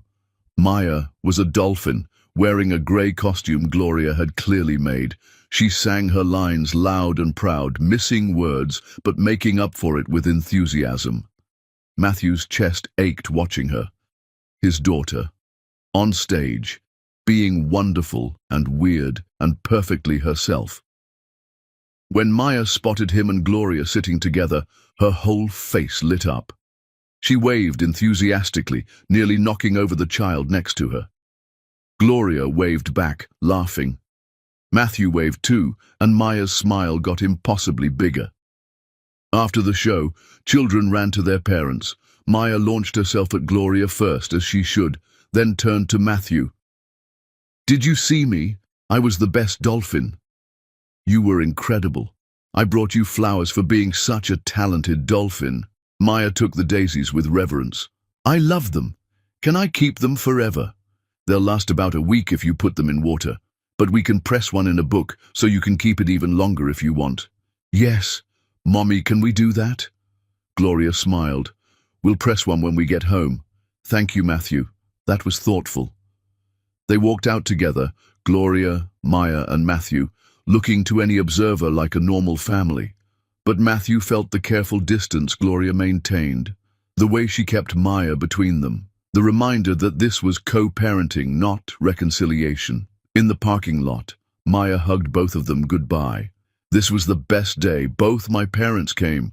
After Maya and Gloria drove away, a woman approached Matthew. He recognized her vaguely, maybe one of Gloria's friends. You're Matthew, right? Yes. I'm Jennifer. I know Gloria from the Chamber of Commerce. I just wanted to say, I've heard your story.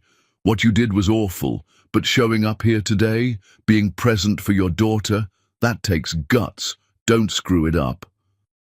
She walked away before he could respond. Matthew sat in his car for a moment, processing. The whispers, the judgment, the woman's blunt warning, it was all deserved. He'd made his bed, one supervised visit at a time, one school program at a time, one pressed flower at a time, building something that would never erase the past but might create a livable future. For Maya, for himself, maybe eventually for Gloria too, though not in the way he'd once hoped. Just the chance to exist in her orbit without causing pain, to be someone she could trust to love their daughter well. That was enough. It had to be. Chapter 9. The Climb. 4 years and 11 months after Gloria destroyed Matthew's life in front of everyone who mattered, he received a phone call the week before Christmas from Gloria, asking in a voice that was carefully neutral but held something underneath, maybe hope, maybe fear, if he wanted to spend Christmas morning with Maya, because their daughter had asked specifically if Matthew could see me open presents, since he's my daddy, and daddies are supposed to be there for Christmas. And Matthew said yes so fast he nearly dropped his phone. The visits had increased over the past 6 months. Twice a week now instead of twice a month, 3 hours each instead of 2. Gloria still supervised, but she'd started leaving the room occasionally, going to check on laundry, making phone calls, giving them space. Maya called him Daddy now instead of Matthew. The shift had happened organically 3 months ago. She'd been telling him a story about school and had said, "And then I told my friend that my daddy is teaching me chess." And Gloria had looked up sharply, but Maya had continued talking as if it was natural. Gloria had pulled Matthew aside later. "She started calling you Daddy at school a few weeks ago. I didn't correct her. It felt wrong to tell her she couldn't when you are technically her father. I can ask her to call me Matthew if you prefer." "No, she needs to navigate this on her terms. If calling you Daddy helps her make sense of her world, so be it. Just make sure you live up to the name." "I will, I swear." Now Matthew stood in a shopping mall 4 days before Christmas, staring at toys and trying to figure out what a 4.5-year-old girl would want. He'd texted Gloria, "What should I get Maya for Christmas?" Her response, "Nothing expensive. She has too many toys already, something thoughtful." Matthew walked the aisles for 2 hours. Action figures, too aggressive. Dolls, she had dozens. He was about to give up when he saw it. A beginner's astronomy kit with glow-in-the-dark stars and a simple telescope. Maya had mentioned stars twice during visits. Once she'd pointed at the night sky and said, "I wish I could touch the stars." Another time she'd drawn a picture of space and explained which planets were which. He bought the kit, added a book about constellations, wrapped them himself messily and included a card. "To Maya, may you always reach for the stars. Love, Daddy." He'd hesitated over "Love, Daddy" for 10 minutes before writing it. Was that presumptuous? But how else should a father sign a card to his daughter? Christmas morning arrived cold and clear. Matthew woke at 5 a.m., too nervous to sleep. Gloria had said to arrive at 8. He was ready by 6:30, sat in his apartment staring at the wrapped gifts, and forced himself to wait until 7:45. He pulled up to Gloria's house at exactly 8. Gloria answered the door wearing pajamas and a robe, her hair in a messy bun. He'd never seen her this casual. She always got dressed before his visits, armor in place. But this morning she looked soft, sleepy, real. "Merry Christmas," she said, stepping aside. "Fair warning, Maya woke up at 5:30 a.m., asking if it was time for presents yet. She's been vibrating with excitement for 2.5 hours. I'll brace myself." Maya appeared at the top of the stairs in princess pajamas, saw Matthew and screamed, "Daddy, you're here for Christmas!" She ran down the stairs so fast Gloria moved to catch her if she fell, but Maya made it down safely and threw herself at Matthew's legs. He caught her, lifted her up. First time Gloria had allowed him to pick her up without explicit permission, and Maya wrapped her arms around his neck so tight he could barely breathe. "I'm so happy you're here. This is the best Christmas ever." Matthew's eyes burned. He buried his face in his daughter's wild curls and let himself feel the moment. This was real. This was his child, in his arms, genuinely happy to see him. Gloria watched from the hallway, her expression unreadable. Then she smiled, small, but genuine. Coffee's ready if you want some. Maya, let Daddy breathe. They moved to the living room. The Christmas tree was modest but beautiful, clearly decorated by Maya based on the concentration of ornaments in the bottom third. Presents were stacked underneath, many for Maya, a few for Gloria, and Matthew noticed with a jolt 2 wrapped gifts with his name on them. "You got me presents?" Maya insisted, Gloria said. "She used her allowance. I helped her shop." Maya bounced on her toes. "Can we open presents now, please?" Gloria looked at Matthew. "What do you think, Daddy? Is it time?" The question, the casual inclusion, it felt monumental. "I think it's definitely time." Maya dove for the presents. Gloria sat on the couch with coffee, and Matthew sat in a chair nearby. They watched Maya tear through wrapping paper with enthusiasm. She opened Gloria's gifts first. Clothes, books, art supplies, each received enthusiastic appreciation. Then she got to Matthew's gift. She read the tag carefully.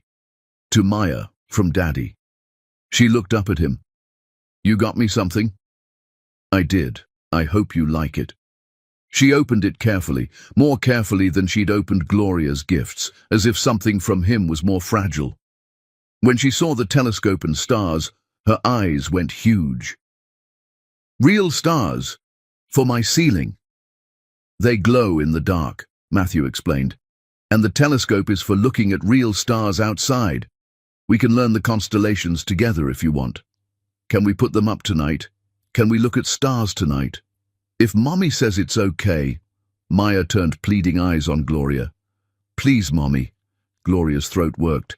"Yes, baby, we can put them up tonight. Maybe Daddy can help." "Yes!" Maya rushed to hug Matthew again. "This is my favorite present ever. Thank you, Daddy." Matthew held his daughter, this miracle, and tried not to cry. He wasn't entirely successful. After all her presents were open, Maya remembered the 2 gifts with Matthew's name. "Daddy, these are for you, from me and Mommy."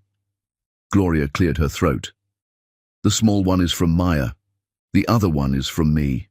You don't have to open them now." "I want to." Matthew took the small package first, wrapped in paper Maya had clearly chosen, covered in cartoon animals. Inside was a framed crayon drawing. It showed 3 stick figures labeled Mommy, Me, and Daddy. They were holding hands in front of a house under a sun. "I drawed us," Maya explained. "That's our family." Matthew couldn't speak.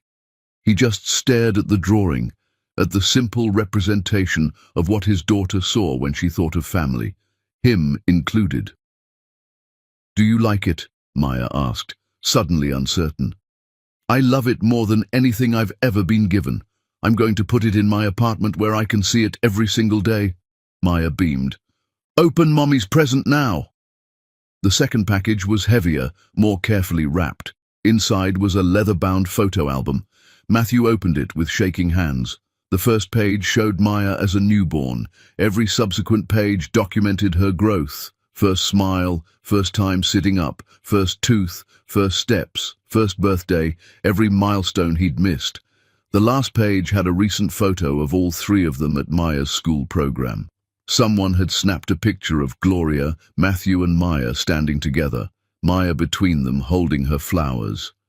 Under the photo, Gloria had written, "The past can't be changed, but the future can be built. Here's to building something good." Matthew looked up at Gloria. She was watching him with careful eyes. "Thank you," he managed. I don't have words. You missed a lot. You can't get it back.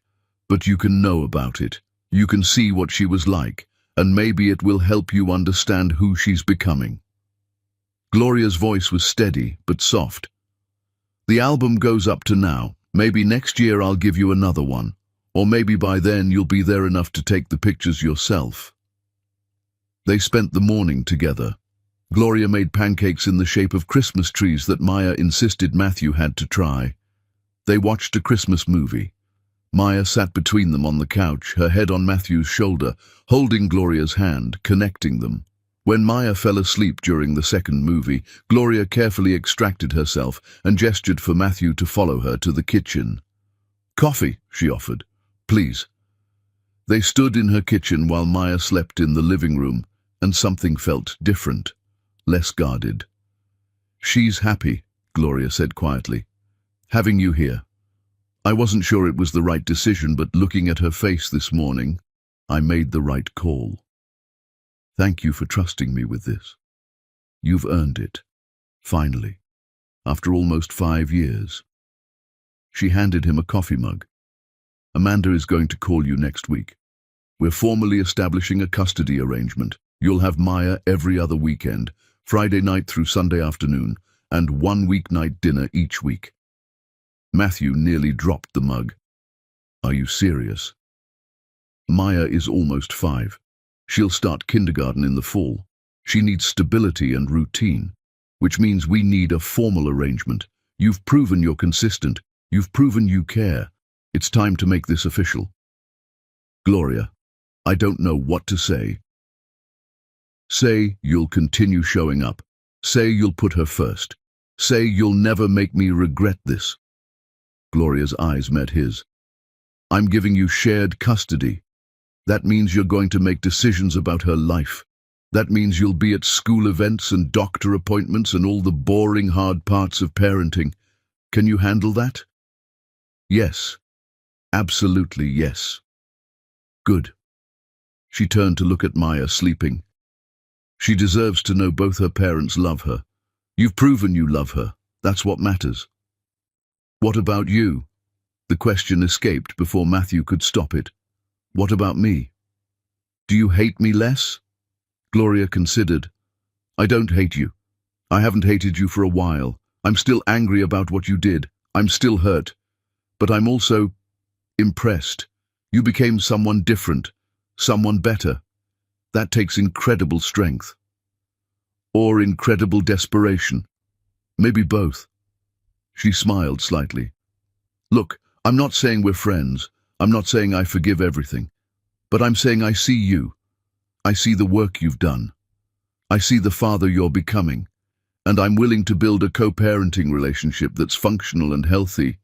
For Maya. Just for Maya? Gloria's expression shuttered. Don't push it, Matthew. I'm giving you a lot today. Be grateful for what you have instead of asking for what you don't deserve. You're right. I'm sorry. They stood in her kitchen sipping coffee while their daughter slept nearby, and Matthew felt something he hadn't felt in 5 years. Contentment, not happiness exactly, but a sense that maybe, possibly, the worst was behind him. When Maya woke up, they spent the rest of the day together. Gloria ordered Chinese food for dinner. They ate together like a normal family, passing containers and laughing at Maya's stories.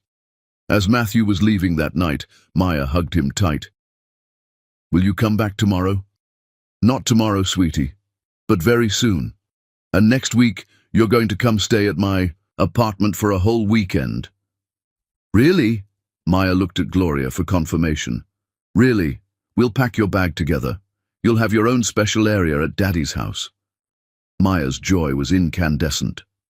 She hugged Matthew again, then ran off to play with her new telescope. Gloria walked Matthew to the door. In the porch light, she looked younger than her years, or maybe just less burdened. Thank you for today, Matthew said. It meant everything. You're welcome. Merry Christmas, Matthew. Merry Christmas, Gloria. He walked to his car, got in, and sat for a moment, looking at Maya's drawing of their family. 3 stick figures holding hands. 5 years ago, he'd destroyed his family through selfishness and stupidity. Today, he'd spent Christmas morning with his daughter. Next week, she'd sleep in his apartment. It wasn't the family he'd had. It was something new, built on honesty and hard work and painful growth. But it was real, and it was his. Chapter 10. The Redemption. 5 years after Matthew Cook walked into his mansion to find his pregnant wife surrounded by witnesses ready to watch his public execution, he stood in Gloria's flagship bakery, watching her cut the ribbon on her 20th location, while his 5-year-old daughter Maya held his hand and asked, "Daddy, isn't Mommy amazing?" And he answered truthfully, "She's the most amazing person I've ever known," and meant every syllable. The bakery opening was massive. Press coverage, local politicians, business leaders. Gloria had become a genuine success story. Her empire now spanned the entire region. 20 locations, 2 cookbooks, a television show in development, net worth estimated at $15 million. Matthew stood in the crowd with Maya, watching Gloria give a speech about perseverance and building something from nothing. She wore a royal blue dress and spoke with confidence. The woman at that microphone bore little resemblance to the person he'd destroyed, except for the fierce intelligence that had always been there. This business started in a tiny storefront with a 3-month-old baby in a crib in the back room, Gloria said. I mixed dough while nursing my daughter. I decorated cakes at 2 in the morning after she finally fell asleep. Single mothers are told we can't have it all. I'm here to prove we can build it ourselves. The crowd applauded. Maya squeezed Matthew's hand. Mommy talks about me. She does because you're part of her story. Are you part of her story too? I'm part of the hard parts. She's part of the good parts because she survived those hard parts. After the ceremony, people swarmed Gloria. Matthew kept Maya back, giving Gloria space. This was her day, her triumph. He was just a spectator, but Maya had other plans. She pulled free and ran through the crowd. Mommy, we're here! Gloria's face transformed when she saw Maya.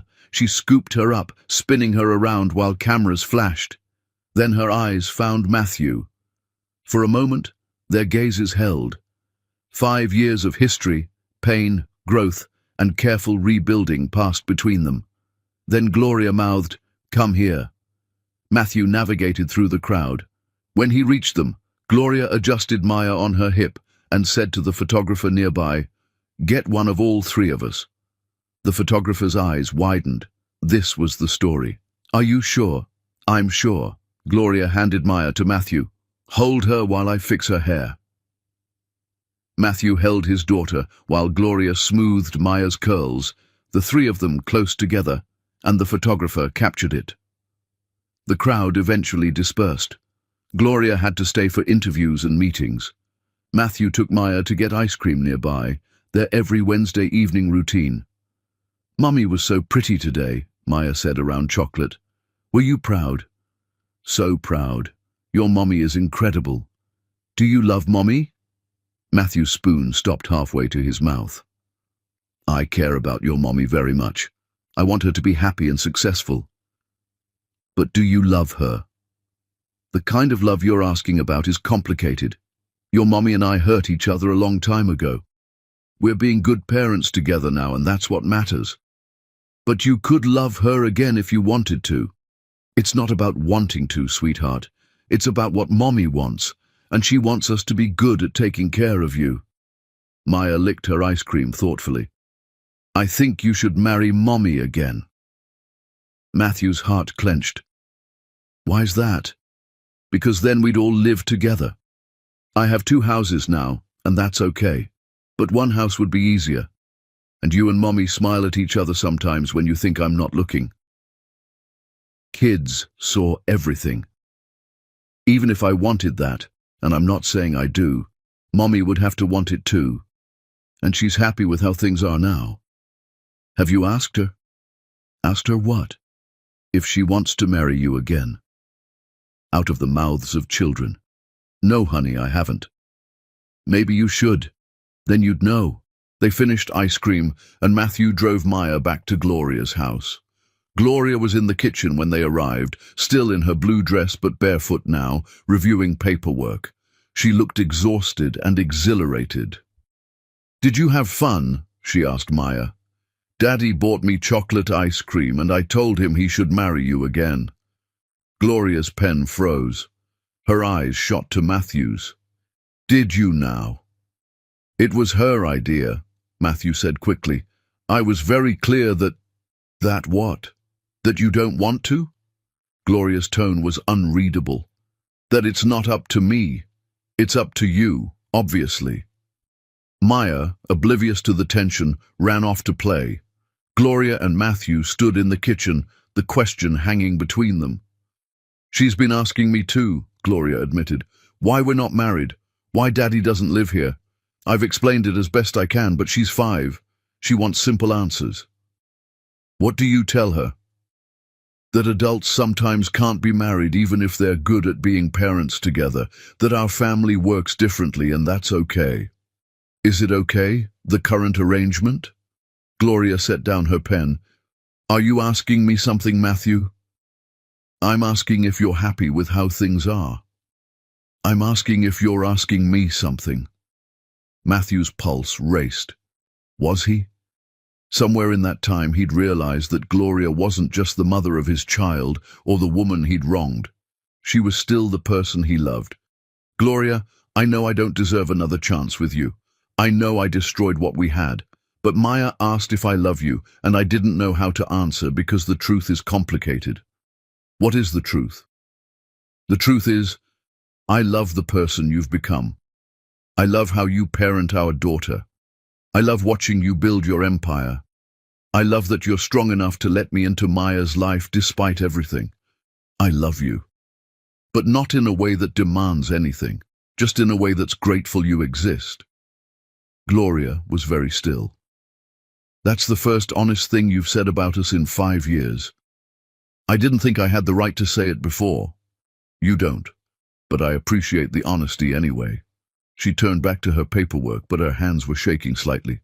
I'm not ready for that conversation. I might never be ready. I know, I'm not asking for anything, Maya asked, and I realized I've been lying to her and to myself by pretending I don't have feelings. I do, but they're mine to manage. Good, because I have a business to run and a daughter to raise and an entire life that works exactly the way it is. Then we won't complicate things. We'll keep doing exactly what we're doing. Can you do that? Knowing you have feelings. Can you keep being professional? I've been doing it for 2 years. I can keep doing it. Okay. But something in her voice wavered. Okay. Matthew collected Maya's backpack and said goodbye. As he was leaving, Gloria called after him. Matthew, he turned back. Thank you for saying it. Even though I'm not ready to deal with it. Thank you for being honest. Always. From now on, always honest. 6 months passed. Matthew found a townhouse with 2 bedrooms. Gloria helped him shop for furniture for Maya's room.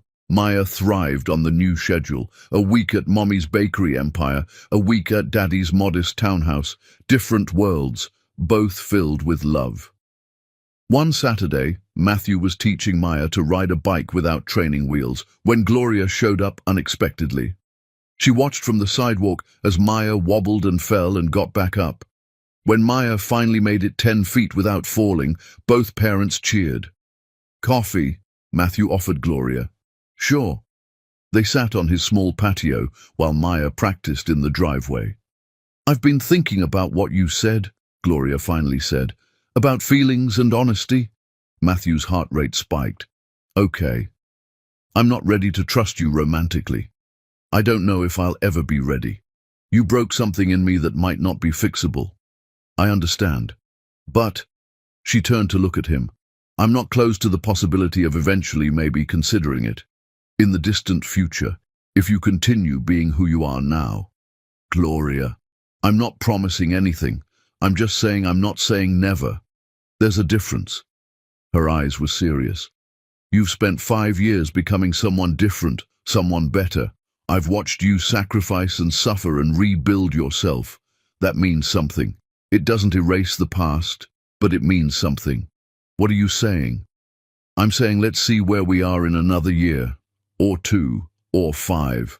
Let's keep co-parenting. Let's keep being honest. Let's keep showing Maya that adults can work together even when things are hard. And maybe eventually, if we're both ready, and it makes sense, and it won't hurt Maya, maybe we can see if there's something worth rebuilding. It wasn't a promise. It wasn't even hope, really. Just the smallest possibility. But Matthew had learned to survive on possibilities. I can do that. Good. Because Maya deserves to see healthy relationships, not desperate ones. If we ever try again, it has to be from a place of strength, not need. Agreed. Maya rode past successfully, shrieking with joy. I'm doing it! They both cheered. Gloria reached over and squeezed Matthew's hand briefly, the first intentional touch in 5 years that wasn't about handing over their daughter. It lasted only a second, but it was enough. Maya fell 20 seconds later. Before Matthew could move, Gloria was already running. He followed. They reached Maya simultaneously, each taking a hand, helping their daughter stand. "I'm okay," Maya announced, brushing off her knees. "I'm brave like Mommy." "You are," they said together. Maya looked between them, beaming. "You're both here. Both my parents." And that's what they were. Both her parents, doing their best, showing up. The future was uncertain. Maybe Gloria would eventually trust him enough to try again. Maybe they'd always be nothing more than co-parents who got along. But either way, they'd given Maya what she deserved. 2 parents who loved her enough to put aside their own damage and build something that worked. Matthew looked at Gloria over their daughter's head and saw not the wife he'd destroyed, but a partner he respected, a woman he admired, a person who'd given him the greatest gift imaginable, a chance to be someone better. "Thank you," he mouthed. Gloria shook her head slightly, but she was smiling. "Let's get this girl back on her bike." They spent the afternoon together, teaching Maya to ride, celebrating small victories, picking her up when she fell, like a family. Maybe not the family they'd been, but family nonetheless, and that was enough.